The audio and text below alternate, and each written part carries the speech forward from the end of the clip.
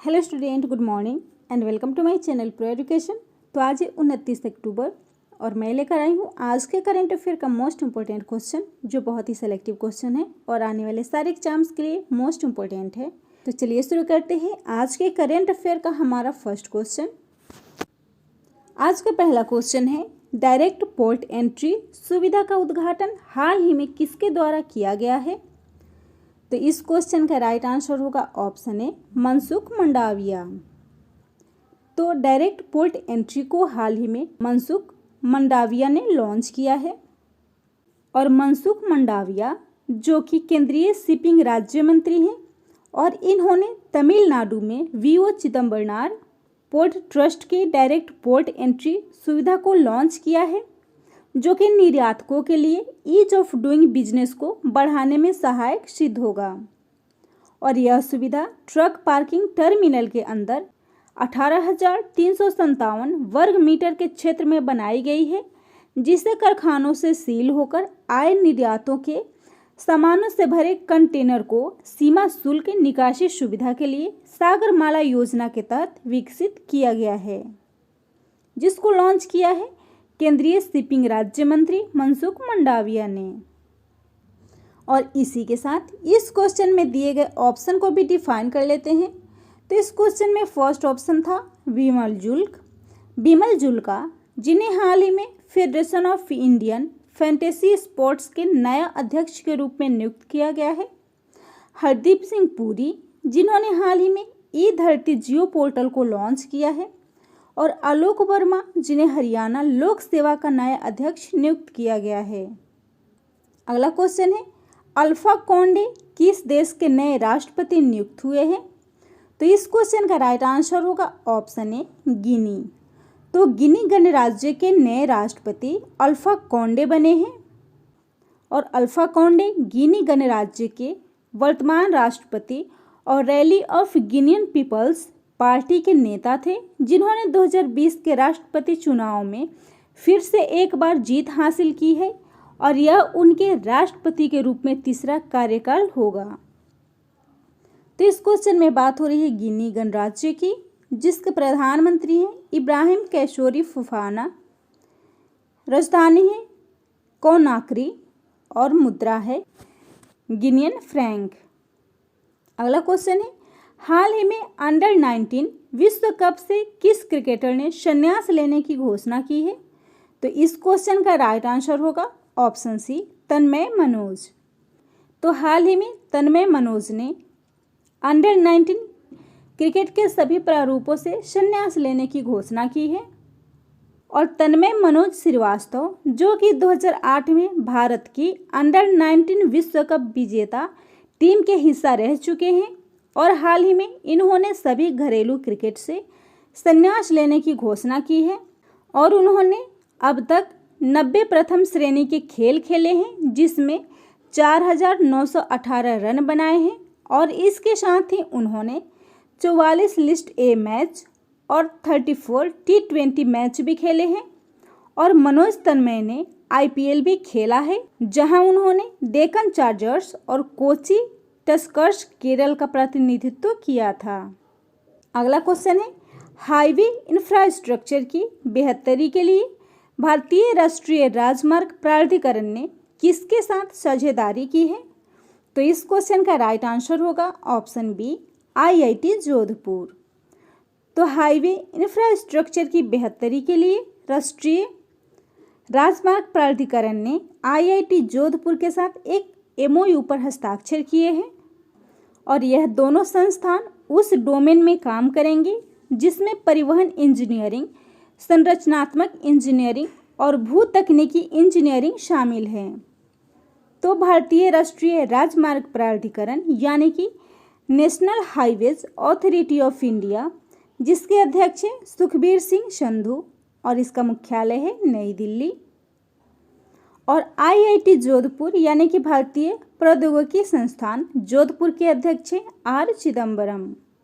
अगला क्वेश्चन है, अंतर्राष्ट्रीय एनिमेशन दिवस हाल ही में कब मनाया गया है? तो इस क्वेश्चन का राइट आंसर होगा ऑप्शन सी, 28 अक्टूबर। तो हाल ही में 28 अक्टूबर को अंतर्राष्ट्रीय एनिमेशन दिवस मनाया गया है और इस दिन को एनिमेशन की कला का उत्सव मनाने और एनिमेटेड फिल्मों सहित कलाकारों, वैज्ञानिकों और तकनीशियनों को एनिमेटेड आर्ट के पीछे कौन है इसकी पहचान को दर्शाता है।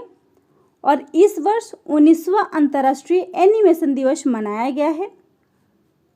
तो अंतर्राष्ट्रीय एनिमेशन दिवस जो 2002 में एशिफा यानी कि ASIFA के द्वारा अंतर्राष्ट्रीय एनिमेशन दिवस के रूप में घोषित किया गया था और यह दिवस पेरिस में 28 अक्टूबर 1892 में एमिल रेनॉल्ड के थिएटर ऑप्टिक के पहले सार्वजनिक प्रदर्शन की याद दिलाता है।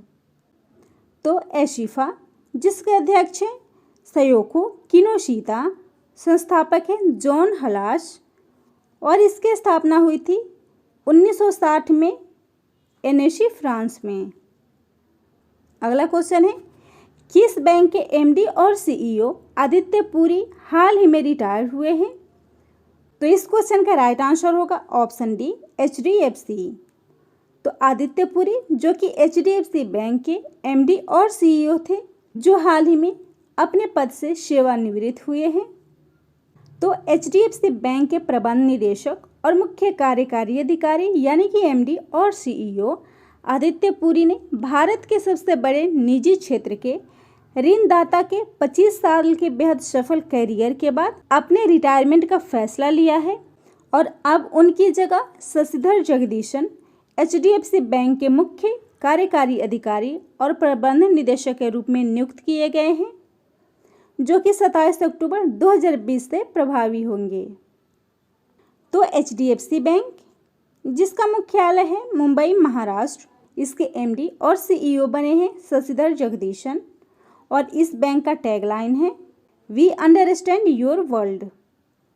तो इस क्वेश्चन में बात हो रही है आदित्य पुरी की, जिन्हें हाल ही में यूरोमनी द्वारा 2020 का लाइफ टाइम अचीवमेंट अवार्ड मिला है। अगला क्वेश्चन है, हाल ही में जनजातीय कल्याण के लिए 2 उत्कृष्टता केंद्र किसके द्वारा लॉन्च किया गया है? तो इस क्वेश्चन का राइट आंसर होगा ऑप्शन बी, अर्जुन मुंडा।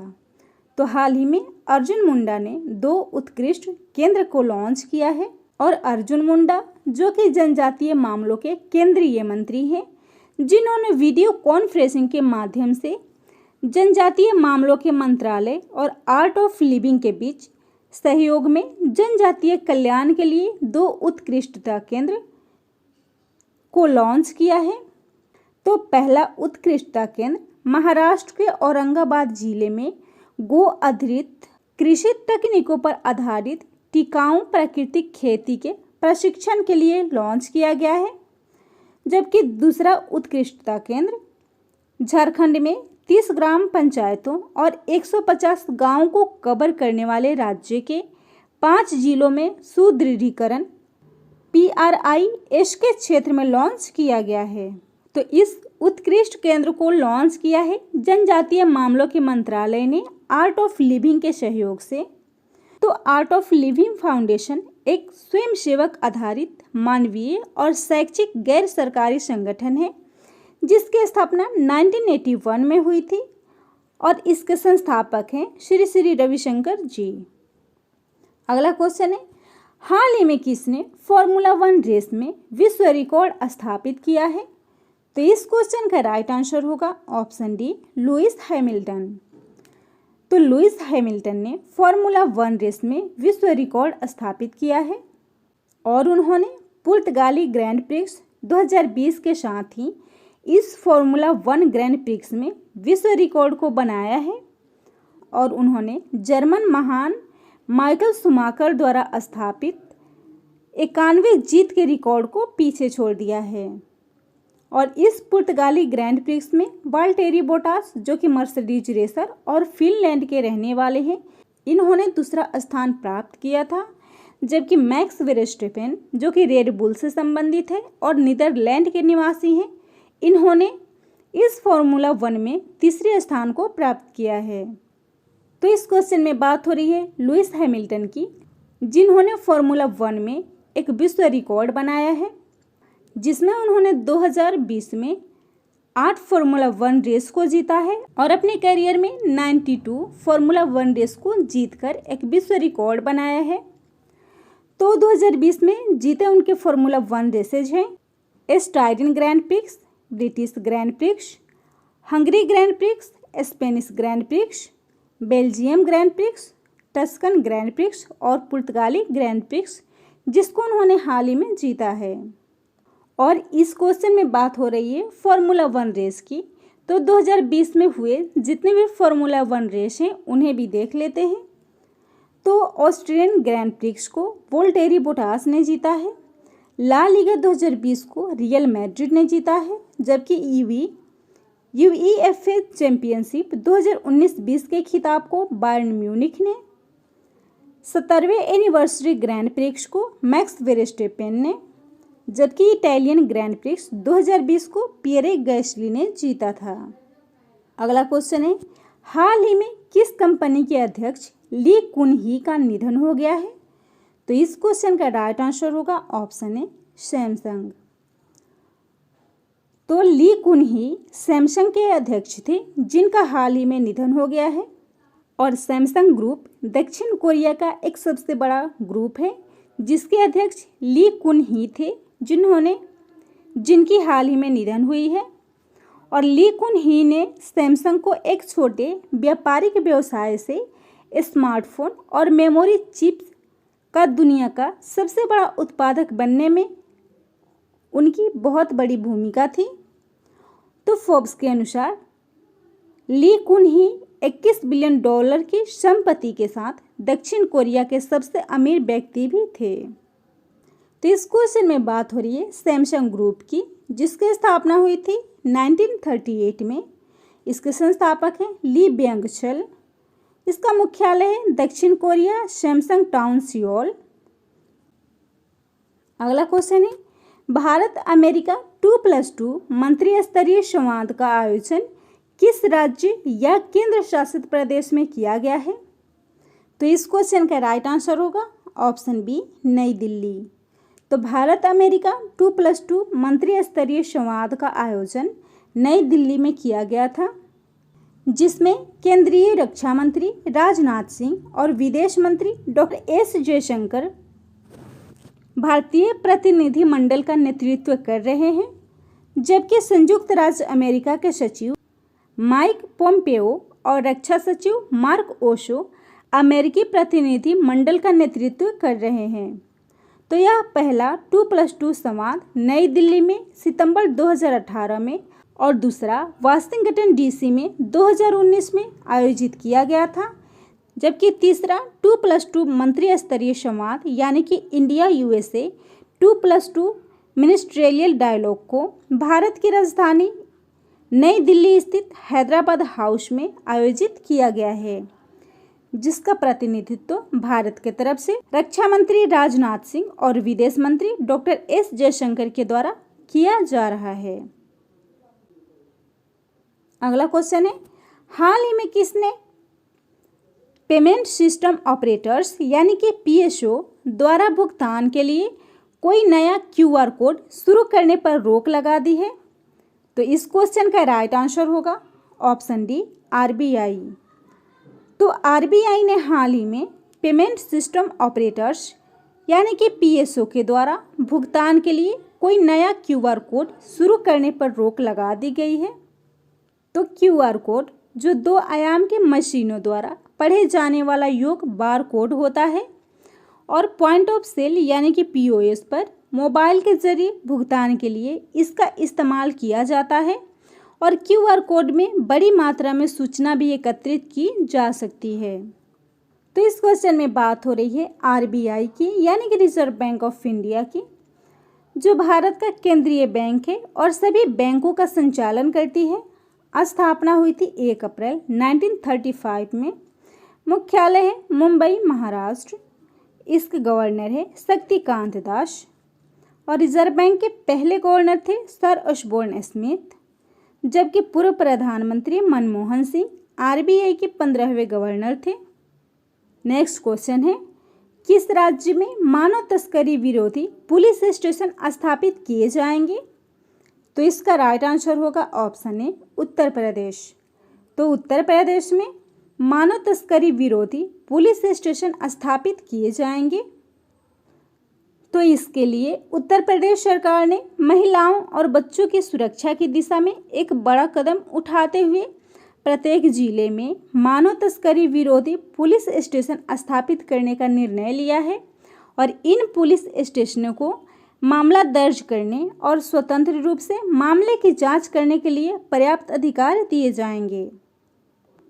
तो इस क्वेश्चन में बात हो रही है उत्तर प्रदेश की। राजधानी है लखनऊ, मुख्यमंत्री हैं योगी आदित्यनाथ, राज्यपाल हैं आनंदीबेन पटेल, उच्च न्यायालय है इलाहाबाद। लोकसभा सीट है 80, राज्यसभा सीट है 31 और विधानसभा सीट है 404।